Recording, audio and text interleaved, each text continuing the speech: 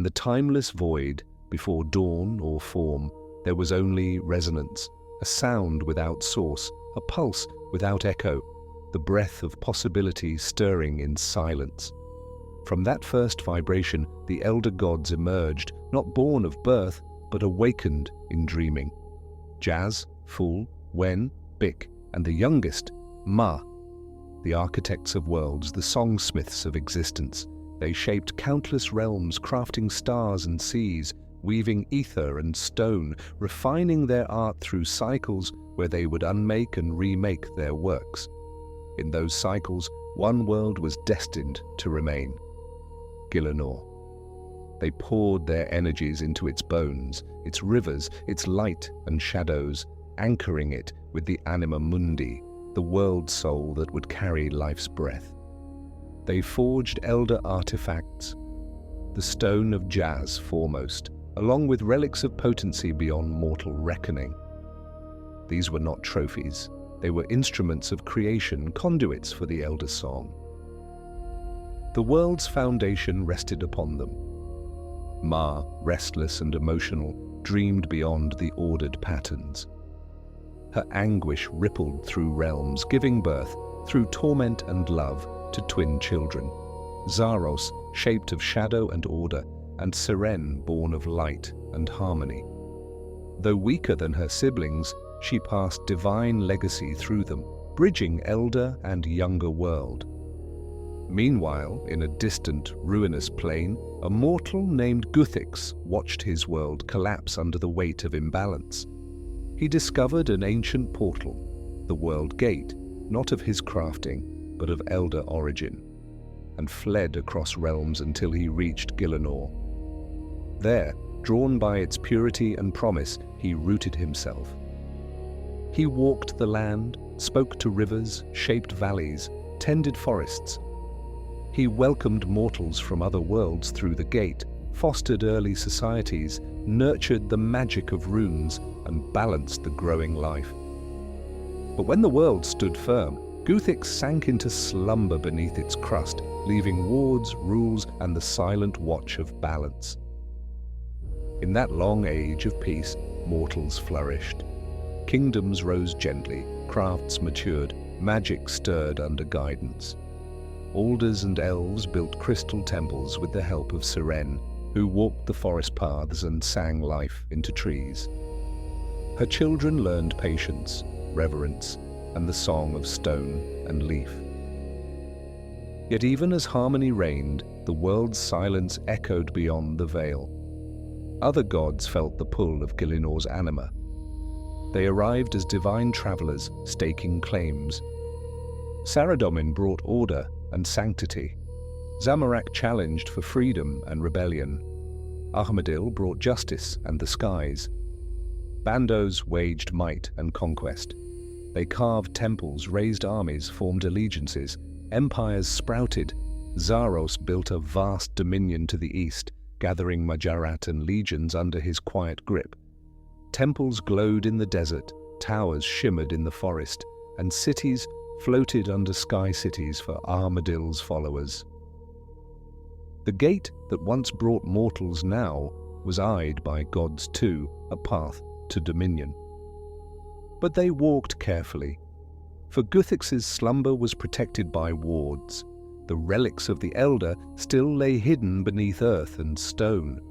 The world hummed in tension, waiting for the fault lines to crack. Ambition is a hunger no peace can sate. The thefts, betrayals, and divine tactics escalated. Zamorak conspired against Zaros, drawing the staff of Ahmadil into the struggle. In one fateful night, the staff pierced Zaros's form, not to kill, but to banish. Zaros's body was shattered, and his spirit flung beyond the physical plane, leaving him as the empty lord. In that moment, Zamorak's mortal zeal became godhood, powered by stolen essence. War ignited.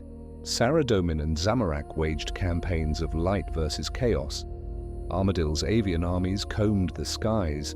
Bandos's hordes battered plains. The Majarat shifted loyalties. The elder artifacts changed hands, amplifying spells that tore earth and sky apart. Entire regions were laid waste, including Forinthry, later known as the Wilderness, where the land itself rebelled.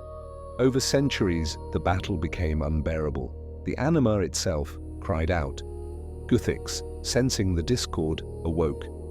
He found Gielinor in ruin, temples overturned, mortals crushed, gods trampling the world they were sworn to shepherd.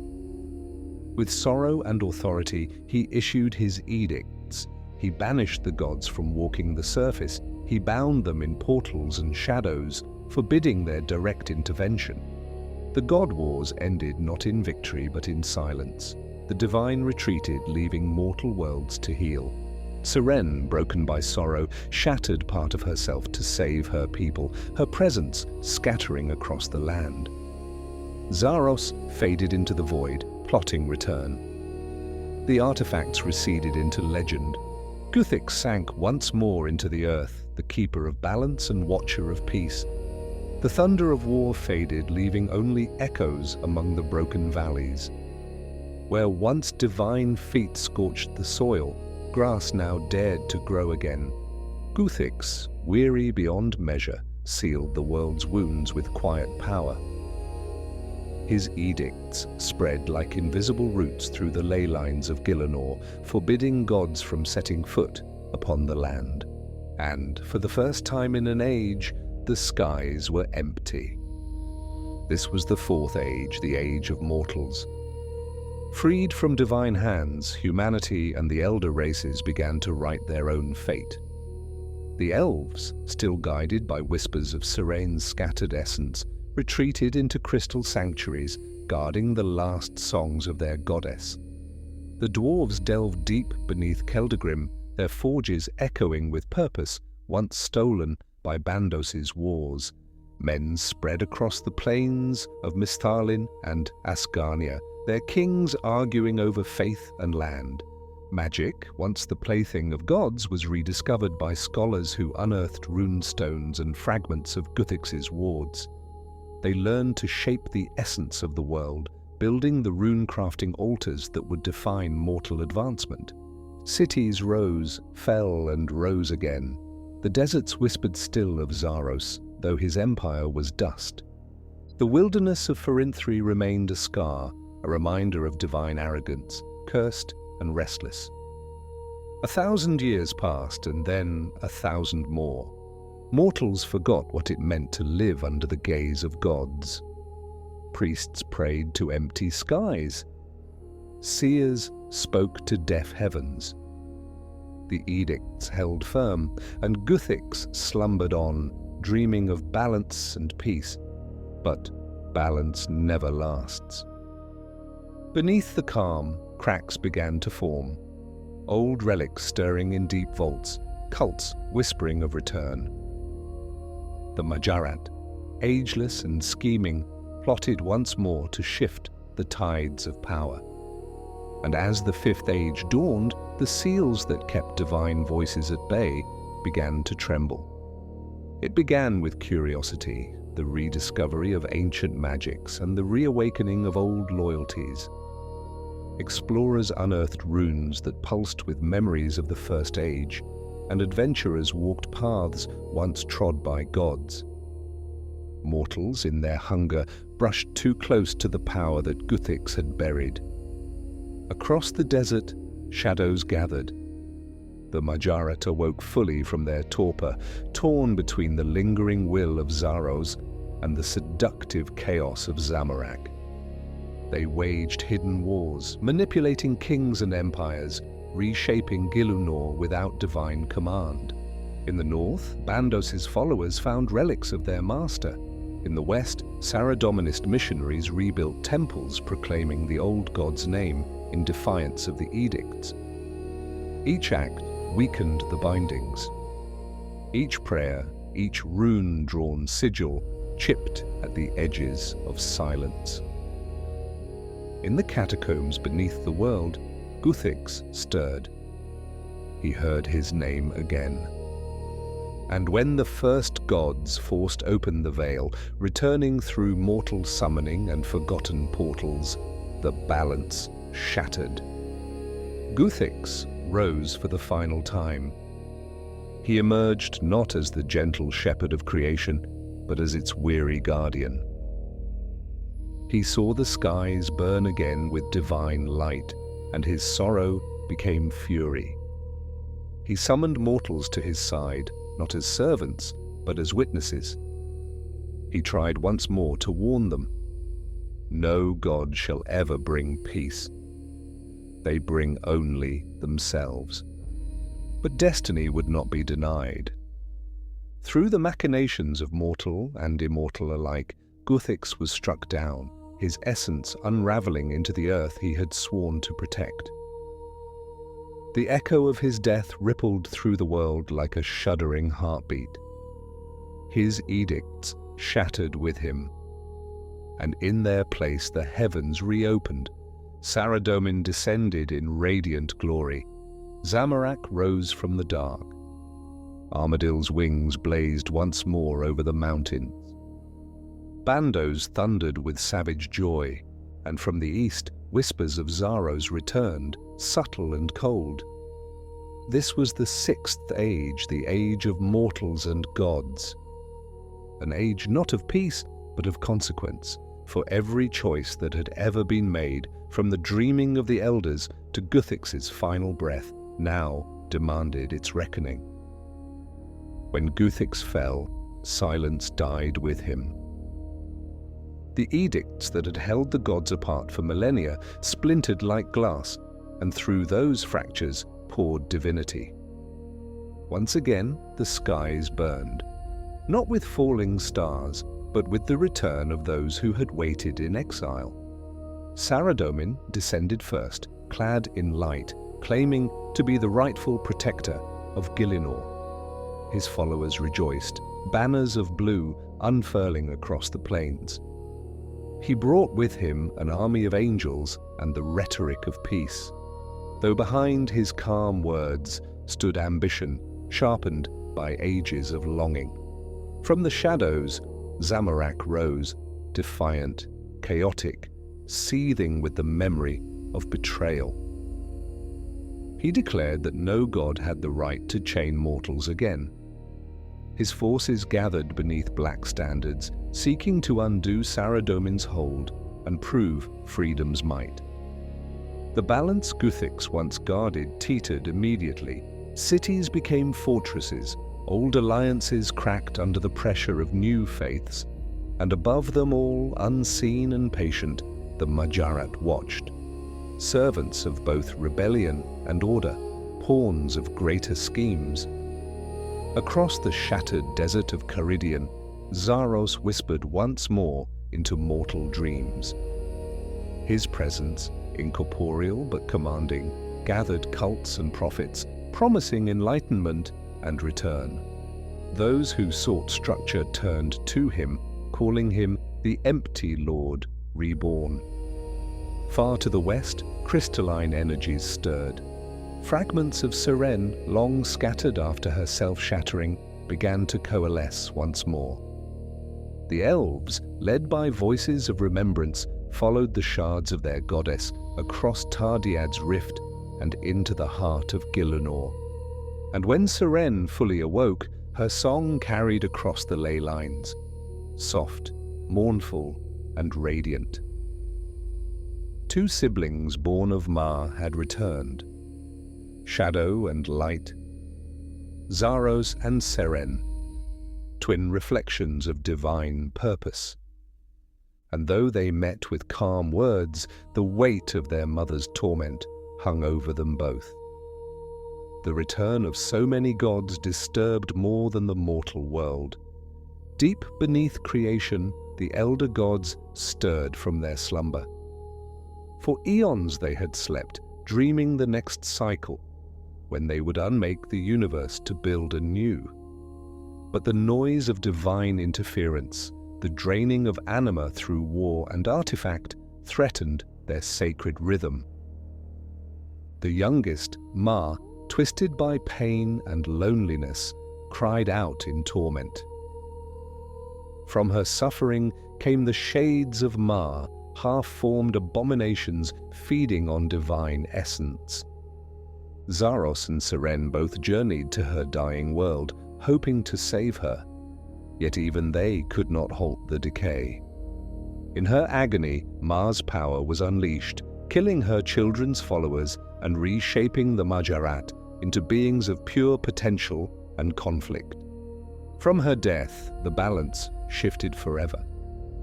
The elder gods, Jas, Ful, Wen, and Bik, awoke fully, sensing that the end of this world was near.